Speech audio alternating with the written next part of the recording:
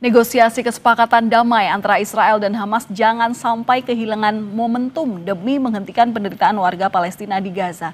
Dan untuk mengulasnya kita telah terhubung melalui sambungan Zoom dengan pengamat Timur Tengah ada Mustafa Abdul Rahman. Selamat malam Pak Mustafa. Selamat malam Mbak Valen.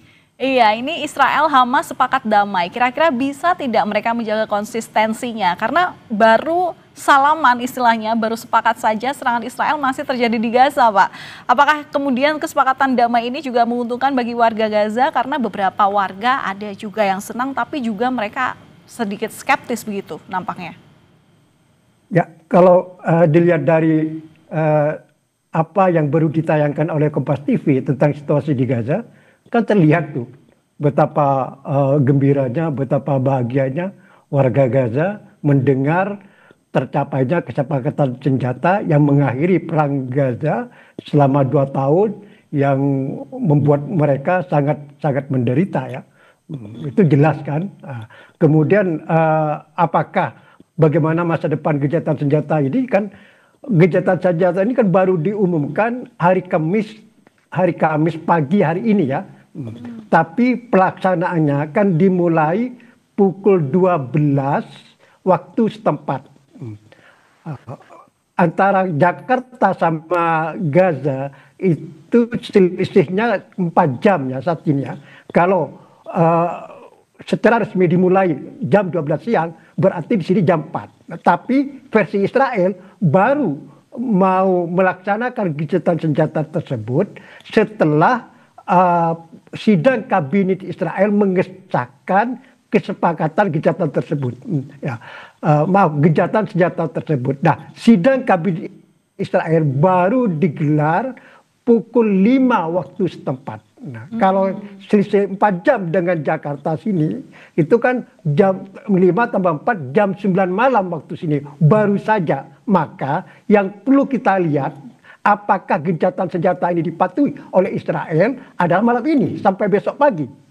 Kita lihat besok pagi apakah malam ini masih ada serangan Israel terhadap target-target di Jalur Gaza. Kalau memang malam ini tidak sepi dari serangan Israel, maka berarti gencatan senjata ini dipatuhi oleh Israel.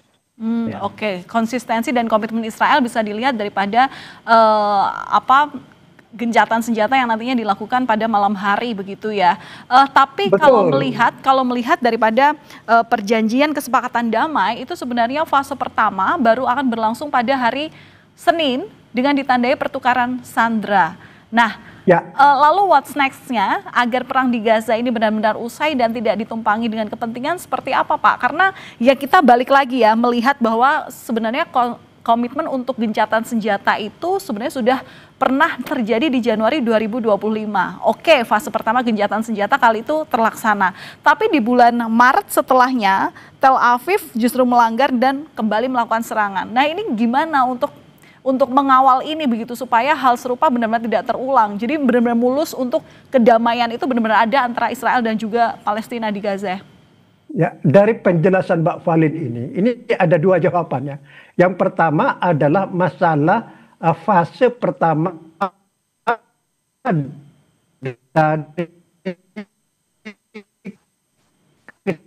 disampaikan oleh Presiden Amerika Serikat Donald Trump.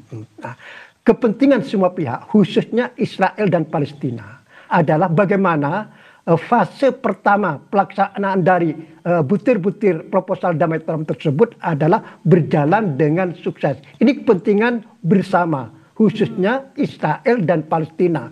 Dan tentu adalah masyarakat regional, yaitu negara-negara Arab dan masyarakat internasional.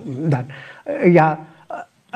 pelaksanaan dari tahap pertama ini akan berlangsung selama 5 hari. Seperti disampaikan oleh stasiun televisi Kompas TV, ada 4 butir. Nah, 4 butir ini yang akan dilaksanakan selama 5 hari ke depan sampai hari Senin. Tapi mulainya pelaksanaan gencatan senjata tersebut mulai malam ini waktu Indonesia bagian barat atau jam 5 sore waktu Israel ya. Dan makanya saya sampaikan harus dilihat malam ini. Kalau memang malam ini adalah sepi dari gempuran Israel, maka berarti Israel komitmen dan menghormati gencatan senjata tersebut. Ini yang pertama. Yang kedua, masalah tadi kan disinggung bahwa sebelumnya sudah pernah tercapai gencatan senjata pada bulan Januari, tapi pada bulan Maret Israel melanggar kesepakatan gencatan senjata tersebut. Apakah kesepakatan gencatan saat ini akan dihormati oleh Israel atau sebaliknya seperti nasibnya gencatan senjata yang lalu? Kan begitu, Pak. Nah, ini situasinya sudah berubah, Pak. Oke. Sudah berubah. Ya, Pak Musto. Saat ini, ya, kami paham. Kami juga itu menjadi doa bersama bahwa semoga dengan kesepakatan ini dan dengan perundingan yang terjadi saat ini itu memang tidak seperti yang sebelumnya terjadi. Tapi Pak, yang kami tanyakan selanjutnya adalah dengan kesepakatan damai ini, apakah bisa membawa pengakuan negara Palestina? Ya, kalau memang semua pihak, khususnya Israel, komitmen terhadap semua butir yang termaktub atau tertulis dalam proposal damai Trump yang terdiri dari 20 butir tersebut, itu saya optimis akan berakhir dengan berdirinya negara Palestina. Kenapa? Ya, ada butir nomor 19 dan butir nomor 20. Butir nomor 19 itu berbunyi, apakah seiring dengan kemajuan pembangunan jalur Gaza dan seiring dengan kemajuan proses reformasi pemerintah otonomi Palestina, maka akan terbuka situasi yang kondusif menuju berdirinya negara Palestina. Ini butir nomor 19, ini jelas. Sudah menyebutkan secara tegas apa yang namanya negara Palestina. Ini luar biasa itu ya. Luar biasa di masa pemerintahan Trump dan Netanyahu yang notabene berasal dari ideologi ultra kanan.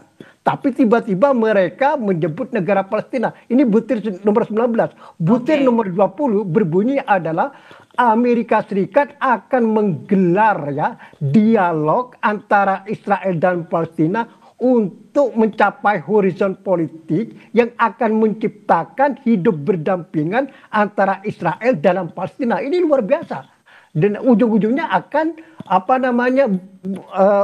ke arah wujudnya negara Palestina. Ini kalau memang komitmen semua pihak jelas akan terwujud nomor 19 dan nomor 20 tersebut. Makanya proposal damai Trump yang terdiri dari 20 butir itu harus dilaksanakan secara utuh dan harus dilihat sebagai satu kesatuan. Jangan pisah-pisah antara satu dan lainnya. Kalau satu dan lainnya maka akan gagal lagi proses perdamaian di Timur Tengah ini. Ya, sepemikiran. Berarti memang hingga saat ini yang paling dinantikan seluruh masyarakat di dunia ini adalah bagaimana komitmen Israel Hamas terutama dalam mencapai kesepakatan rencana perdamaian ini. Baik, terima kasih atas analisis Anda, Mustafa Abdul Rahman, pengamat Timur Tengah yang sudah dibagikan.